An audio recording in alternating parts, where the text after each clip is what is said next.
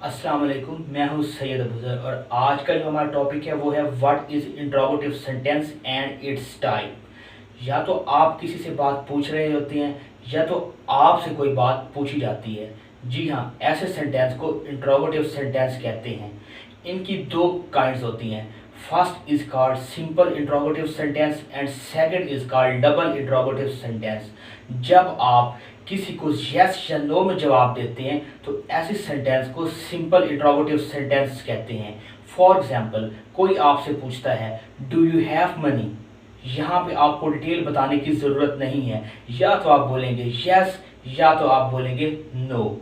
जब आपसे कोई पूछता है डू यू नो हिम, आप क्या कहेंगे? या तो आप उसे यस में कहेंगे या तो आप उसको नो में कहेंगे। ऐसे सेंटेंस जिनका आंसर हम यस या नो में देते हैं, हम इनको सिंपल इंट्रोगेटिव कहते हैं।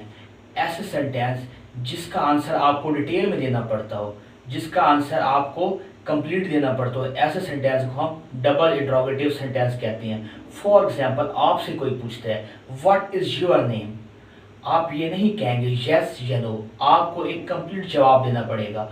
My name is Ali. कोई आपसे पूछता है वेयर डू यू लिव, आपको इसका कंप्लीट जवाब देना पड़ेगा।